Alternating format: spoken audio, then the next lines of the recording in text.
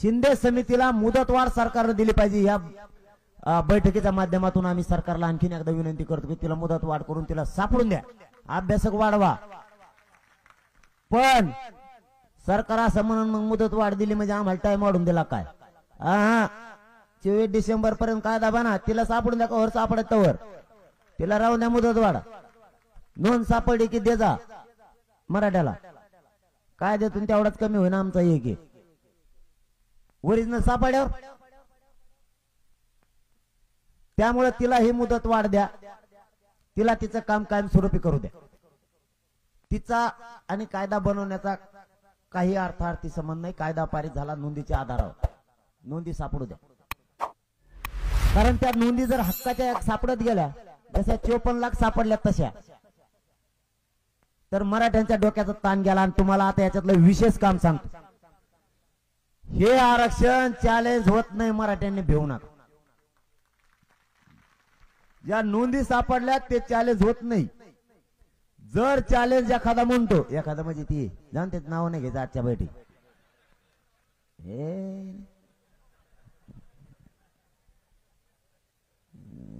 जाऊन तिकडे देत मग म्हणा तोंड खवळत बर का। चॅलेंज जर करायचं म्हणलं, नोंदी चॅलेंज होत नाही, हे मराठ्यांनी जर समजून घेतलं की मराठी मग टेन्शनच नाही घेत।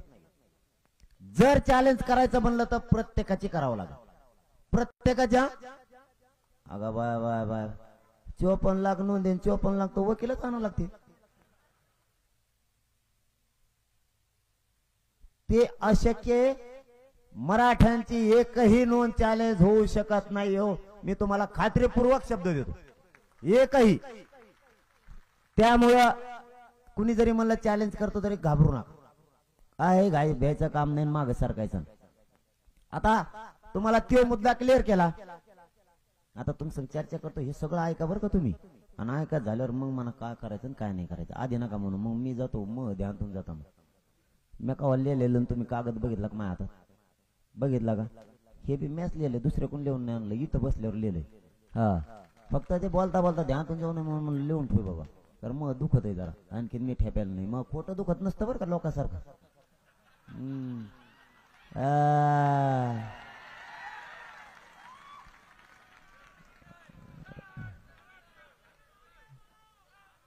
आणि हो तुमच्या रक्तमासाचा खानदानी शेतकऱ्याच पोर दुखा लागलं तरी सभा घेतो। खपा खप मराठ्याचा अपमान करीत नाही मी, करणार बी नाही, मग कशाला माय बाप मानलं मी समाजाला? आता खोटं का दुखत म्हणा, मग नाही दुखत, खोटं नाही दुखत, खरं दुखत।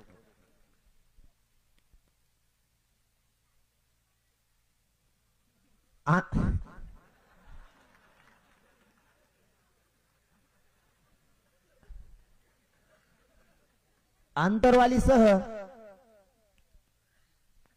मुद्दा आपण 5वा घेतलाय। 4 तुम्हाला जेवढे सांगितले चर्चेच्या मुद्द्यातले त्यातले 4 क्लिअर केले, 4 ध्यानात आलेत का डबल सांगू? बैठक उशिरापर्यंत चालली तरी हरकत नाही, कारण ही लढाई धाडसानं लढायची जिंकायची, आपल्याला त्यासाठी माहिती असणं सुद्धा गरजेचं आहे।